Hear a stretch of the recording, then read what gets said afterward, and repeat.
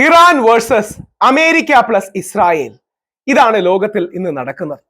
100% നിഷ്പക്ഷമായി വസ്തുനിഷ്ഠമായി ഈ വിഷയം വിലയിരുത്തുക, ഇരുപക്ഷങ്ങളുടെയും നിലപാടുകൾ നോക്കുകയും ഒരു പക്ഷം പിടിക്കാതെ ഇന്ത്യ അടക്കമുള്ള രാജ്യങ്ങൾ എന്ത് ചെയ്യണം എന്ന് അവലോകനം നടത്തുക. ആദ്യം തന്നെ ഇറാനിലെ 100ഓളം സ്കൂൾ കുട്ടികൾ കൊല്ലപ്പെട്ടു. ആ കൊല്ലപ്പെട്ട കുട്ടികൾക്ക് പ്രണാമവും ആദരാഞ്ജലികളും അർപ്പിക്കുന്നു. മുതിർന്ന ആൾക്കാർ, അതായത് യുദ്ധം ചെയ്യുന്നവർ, യുദ്ധത്തിന് തീരുമാനമെടുക്കുന്നവർ, രണ്ടു പക്ഷത്തെയും യോദ്ധാക്കൾ, അവരാരും ആയിക്കോട്ടെ, അവർ മരിക്കുന്നത് പോലെയല്ല സ്കൂൾ കുട്ടികൾ മരിക്കുന്നത്. 100ഓളം കുഞ്ഞു മക്കൾ, കുഞ്ഞു പെൺകുട്ടികൾ അവിടെ മരിക്കുകയുണ്ടായി. അത് അപലപനീയമാണ്, അത് ശരിയല്ല. അവർക്ക് ആദരാഞ്ജലികൾ അർപ്പിക്കുന്നു. ആ ഇറാനിലെ പെൺകുട്ടികൾ എന്ന് പറഞ്ഞാൽ നമ്മുടെയൊക്കെ മക്കളുടെ പ്രായത്തിലുള്ള കൊച്ചു പെൺകുട്ടികളാണ്. ഇറാനോ അമേരിക്കയോ ഇസ്രായേലോ എന്തെന്നറിയാതെ, ലോക സാഹചര്യങ്ങൾ എന്തെന്നറിയാതെ ദൈവം തന്ന ആ ഭൂമിയിലെ ജീവൻ അവര് പോലും അറിയാത്തൊരു നിമിഷം പൊലിഞ്ഞു പോകുന്നതും അവരുടെ അച്ഛനമ്മമാർക്ക് ജീവിതകാലം മുഴുവൻ വേദന സമ്മാനിക്കുന്നതും ഒക്കെ ഏറ്റവും വേദനാജനകമാണ്. അപ്പൊ അതിനൊരു ന്യായീകരണവുമില്ല. ആ വിഷയത്തിൽ അഗാധമായ വിഷമം, വേദന രേഖപ്പെടുത്തിക്കൊണ്ട് നമ്മൾക്ക് ഭൂമിക്ക് നഷ്ടമായ ആ കുഞ്ഞു മാലാഖമാരെ സ്മരിച്ചുകൊണ്ട് അവർക്ക് പ്രാർത്ഥനകൾ നേർന്നുകൊണ്ട് ഈ വിഷയത്തിലേക്ക് വരാം. ഖൊമൈനിയും കൊല്ലപ്പെട്ടു. ഇറാനിലെ സുപ്രീം നേതാവായ ഖൊമൈനിയും കൊല്ലപ്പെട്ടു എന്ന വാർത്തകൾ വരികയുണ്ടായി. ഇന്ത്യയുടെ കാഴ്ചപ്പാടിൽ അമേരിക്കയും ഇസ്രായേലും ഒരു വശത്ത് നമ്മുടെ സുഹൃത്തുക്കളാണ്, ഇറാൻ മറ്റൊരു വശത്ത് നമ്മുടെ സുഹൃത്താണ്. ഇറാൻ എന്ന രാജ്യത്തിന്റെ പേര് വരുന്നത് ആര്യാനം എന്ന പേരിൽ നിന്നാണ്. നമുക്ക് 3000-4000 വർഷങ്ങളായി അടുത്ത ബന്ധമുള്ള ഒരു രാജ്യമാണ് ഇറാൻ എന്ന കാര്യത്തിൽ യാതൊരു സംശയവുമില്ല. അമേരിക്കയുമായിട്ടും ഇസ്രായേലുമായിട്ടും ഒക്കെ ഇന്ത്യക്ക് അടുത്ത സൗഹൃദം ഉണ്ടെന്ന കാര്യത്തിൽ സംശയമില്ല. അമേരിക്ക ലോകത്തിലെ ഏറ്റവും വലിയ ജനാധിപത്യ രാജ്യമാണ്, ഏറ്റവും പഴയ ജനാധിപത്യ രാജ്യമാണ്. ഇന്ത്യ ഏറ്റവും ലോകത്തിലെ വലിയ ജനാധിപത്യ രാജ്യമാണ്.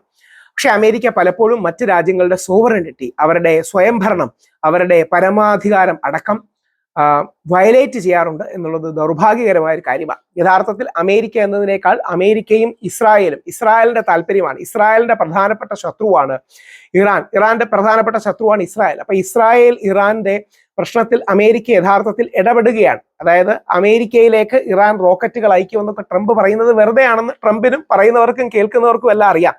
അമേരിക്കയുടെ ഇന്റലിജൻസ് അസസ്മെന്റ് പോലും ഇറാന് അമേരിക്കയിലേക്ക് എത്താനുള്ള ദീർഘദൂര മിസൈലുകൾ ഇല്ല എന്നാണ്. അവർ ഒരുപാട് കാലം കഴിഞ്ഞ് വികസിപ്പിക്കും എന്ന് പറഞ്ഞുകൊണ്ടാണ് ഇപ്പോൾ ആക്രമിക്കുന്നത്. അത് ഇറാഖിനെ ആക്രമിക്കുന്നത് പോലെയാണ്. ഓർക്കുക, യുദ്ധം എല്ലാവരുടെയും പരാജയമാണ്. ആർക്കെങ്കിലും അതിന് സംശയം ഉണ്ടെങ്കിൽ അമേരിക്ക നമ്മുടെ അഫ്ഗാനിസ്ഥാനിൽ ഇടപെട്ടത് നോക്കിയിരുന്നാൽ മതി.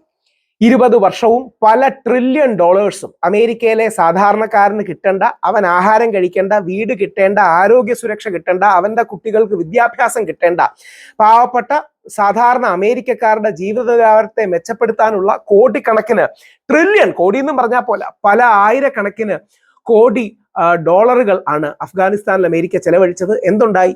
ആയിരക്കണക്കിന് അമേരിക്കൻ പട്ടാളക്കാർ മരിച്ചു, ലക്ഷക്കണക്കിന് സാധാരണക്കാർ ഇറാഖിലും അഫ്ഗാനിസ്ഥാനിലും ഒക്കെ മരിച്ചു. അവസാനം അമേരിക്കയ്ക്ക് അവിടെ നിന്ന് തോറ്റു പിൻവാങ്ങേണ്ടി വന്നു എന്നുള്ളതാണ് സത്യം. അപ്പൊ അമേരിക്കയുടെ താല്പര്യത്തിനനുസരിച്ച് റെജീം ചേഞ്ചിന് വേണ്ടി അമേരിക്ക പോകുമ്പോൾ പലപ്പോഴും വലിയ പ്രശ്നങ്ങൾ ഉണ്ടാകാറുണ്ട് എന്നൊരു വസ്തുത നമ്മൾ ഒരു കാരണവശാലും മറക്കരുത്. രണ്ട്, ഇറാന് നേരെ ഈ നമ്മുടെ നാട്ടിൽ കേരളത്തിലും ഇന്ത്യയിലും ആഞ്ഞടിക്കുന്നവർക്ക് മനസ്സിൽ ഇസ്ലാമോഫോബിയെ, മുസ്ലിം വിരോധം വെച്ച് മാത്രമാണ് അവർ ആഞ്ഞടിക്കുന്നത്. അവരതിനൊരു കവറിട്ട് പറയുന്നു എന്ന് മാത്രമേ ഉള്ളൂ. ഇപ്പൊ യഥാർത്ഥത്തിൽ കുറെ കൂടെ സങ്കീർണമാണ് കാര്യം. മിഡിൽ ഈസ്റ്റിലെ പല രാജ്യങ്ങളെയും അമേരിക്കയാണ് സപ്പോർട്ട് ചെയ്യുന്നത്. മിഡിൽ ഈസ്റ്റിലെ ഉദാഹരണം സൗദി അറേബ്യ, ഖത്തർ, ഒമാൻ അടക്കമുള്ള രാജ്യങ്ങളെ അമേരിക്കയാണ് സപ്പോർട്ട് ചെയ്യുന്നത്. അതുകൊണ്ടാണ് ഇറാൻ സഹോദര മുസ്ലിം രാജ്യങ്ങളോട് തന്നെ തിരിച്ച് ആക്രമിക്കാനൊക്കെ ശ്രമിക്കുന്നത്. അപ്പോൾ തീർച്ചയായിട്ടും ഇത് കുറെ കൂടെ കോംപ്ലക്സ് ആണ്. ചില റിപ്പോർട്ടുകൾ പറയുന്നത് ശരിയാണോ എന്നറിയില്ല, ശരിയാവാതിരിക്കട്ടെ, സൗദി രാജകുമാരനടക്കം പബ്ലിക്കലി അമേരിക്ക ഡിപ്ലോമസിയെ ഫേവർ ചെയ്യുമ്പോഴും ഇറാനിലെ ഖൊമൈനിയുടെ റെജീമിനെ ആക്രമിക്കണമെന്ന് അമേരിക്കയോട് പറഞ്ഞു എന്ന് വാഷിംഗ്ടൺ ടൈംസ് അടക്കം റിപ്പോർട്ട് ചെയ്തു. അപ്പൊ സങ്കീർണമായ പല പ്രശ്നങ്ങളും അവിടെയുണ്ട്. ഇറാനും ഇറാന്റെ അറബ് നെയ്ബേഴ്സ് തമ്മിലുള്ള പ്രശ്നം കുറെ കാലമായിട്ടുണ്ട്. അമേരിക്ക അടക്കമുള്ള പാശ്ചാത്യ രാജ്യങ്ങൾ ഒരുപക്ഷെ ആ വിടവ് യൂസ് ചെയ്യുന്നുണ്ട് എന്നുള്ളത് സത്യമാണ്.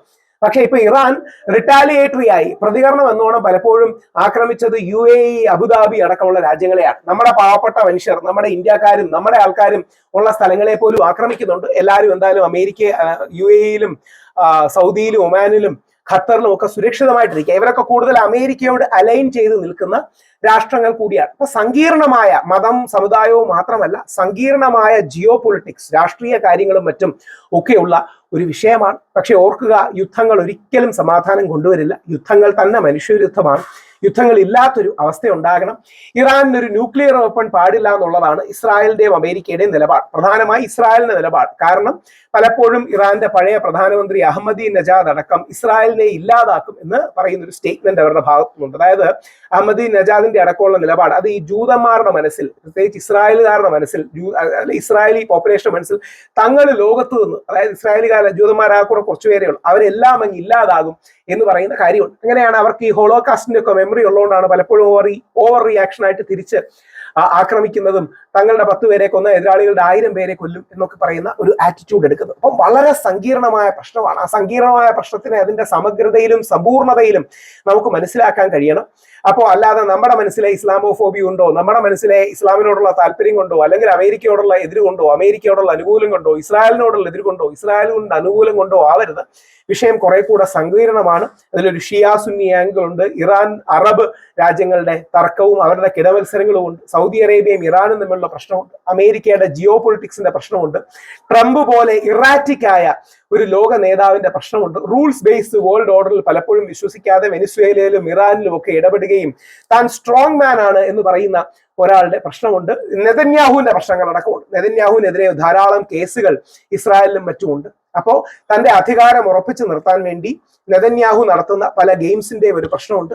ഇനിയും നേരത്തെ ഇറാനിലെ കുട്ടികൾ മരിച്ചപ്പോൾ അവർക്ക് ആദരാഞ്ജലികൾ അർപ്പിച്ചില്ലേ, നിനക്ക് ഇസ്രായേലിലെ കുട്ടികളെ കണ്ടില്ലേ എന്നൊന്നും ആരും ചോദിക്കണ്ട. നിങ്ങളിൽ പലരും ഇസ്രായേൽ വേൾഡ് മാപ്പിൽ എവിടെന്ന് പോലും നമ്മുടെ വലതുപക്ഷ സുഹൃത്തുക്കൾക്ക് അറിയില്ല. ഞാൻ ഇസ്രായേലിൽ പോവുകയും ഇസ്രായേൽ കുട്ടികൾ നഷ്ടപ്പെട്ട അമ്മമാരോട് ഈ ഡിസ്റ്റൻസിലിരുന്ന് സംസാരിക്കുകയൊക്കെ ചെയ്തിട്ടുള്ള വ്യക്തിയാണ്. അപ്പൊ അതും വേദനാജനകം തന്നെയാണ്, സംശയമൊന്നുമില്ല. അപ്പൊ അതാണ് വളരെ സങ്കീർണമായ, വളരെ ഒരുപാട് തലങ്ങളുള്ള ഒരു പ്രശ്നമാണ്. എന്തായാലും സമാധാനം ഉണ്ടാകട്ടെ. ഇറാനിൽ റെജീം ചേഞ്ച് നടക്കുമെന്ന് അറിയില്ല. 1979 ഇസ്ലാമിക് റവല്യൂഷന് ശേഷം മുമ്പ് പാശ്ചാത്യ ലോകങ്ങളോട് അലൈൻ ചെയ്ത് നിൽക്കുന്ന ഷായെ പുറത്താക്കിയാണ് 1979 ഇസ്ലാമിക് റവല്യൂഷൻ വന്നത്. അതിനുശേഷം ഒരു ആന്റൈ അമേരിക്ക, ആന്റൈ ഇസ്രായേൽ സ്റ്റാൻഡാണ് ഇറാൻ ഭരണകൂടം എടുത്തിരുന്നത്. ഇനി എങ്ങനെ വരുമെന്ന് അറിയില്ല. ഇറാൻ ശക്തമായ തിരിച്ചടി കൊടുക്കുമെന്ന് പറഞ്ഞിട്ടുണ്ട്. പക്ഷേ ഈ യുദ്ധം എത്രയും പെട്ടെന്ന് അവസാനിക്കണം. കാര്യം ലോകം, വ്യാപാരം, ആൾക്കാരുടെ ആഹാരം, എണ്ണവില അടക്കമുള്ള പല കാര്യങ്ങളും ഇനിയും നമ്മുടെ ജീവിതത്തെ അടക്കം ബാധിക്കും, മാറും. അതുകൊണ്ട് ദൈവത്തെ ഓർത്ത് സമാധാനത്തിന് വേണ്ടി നമ്മൾ ശ്രമിക്കണം. പ്രകോപനത്തിനും പരസ്പരമുള്ള വിരോധം തീർക്കാനുമുള്ള ഒരു അവസരമല്ല യുദ്ധങ്ങൾ അല്ല, പകരം സമാധാനമാണ് ലോകത്തിന് വേണ്ടത്. ആ സമാധാനത്തിലേക്ക് എത്താനുള്ള വഴികളിലേക്ക് നമുക്ക് തീർച്ചയായും പോകാൻ കഴിയണം. സംശയമൊന്നുമില്ല, ഇതാ സ്കൂൾ കുട്ടികൾ മരിച്ച സ്ഥലമാണ്. എനിക്കത് കണ്ടിട്ട് ആ വിഷമം സഹിക്കാൻ കഴിയുന്നില്ല. 100-ലധികം സ്കൂൾ കുട്ടികൾ അവിടെ കൊല്ലപ്പെട്ടു. ഓർക്കുക, കുഞ്ഞു മക്കൾ കൊല്ലപ്പെടുകയാണ്. ആ കുഞ്ഞു മക്കൾ ഏത് ഭാഗത്താണെങ്കിലും, ഇറാനിലാണെങ്കിലും ഇസ്രായേലിലാണെങ്കിലും പാലസ്തീനിലാണെങ്കിലും ഇന്ത്യയിലാണെങ്കിലും അമേരിക്കയിലാണെങ്കിലും കുഞ്ഞു മക്കൾ മരിക്കുന്നതിന് യാതൊരു ന്യായവുമില്ല. അപ്പോൾ എത്രയും പെട്ടെന്ന് യുദ്ധം തീരട്ടെ, എത്രയും പെട്ടെന്ന് സമാധാനം ഉണ്ടാകട്ടെ. അതിന്റെ രാഷ്ട്രീയത്തിലേക്ക് കടക്കുന്നില്ല. രാഷ്ട്രീയത്തിനപ്പുറം സമാധാനം വേണം. നമ്മുടെ രാഷ്ട്രപിതാവായ മഹാത്മാഗാന്ധി പറഞ്ഞതുപോലെ there is no path to peace, peace is the path. സമാധാനത്തിലേക്ക് ഒരു വഴിയില്ല, സമാധാനമാണ് വഴി എന്ന തിരിച്ചറിവിലൂടെ നമുക്ക് മുമ്പോട്ട് പോകാൻ കഴിയട്ടെ. വളരെ വിഷമകരമായ കാര്യമാണ്. എനിക്കത് കണ്ടിട്ട് വളരെ വേദന തോന്നുന്നുണ്ട്. എത്രയും പെട്ടെന്ന് സമാധാനം സ്ഥാപിക്കപ്പെടട്ടെ. ദൈവം അനുഗ്രഹിക്കട്ടെ.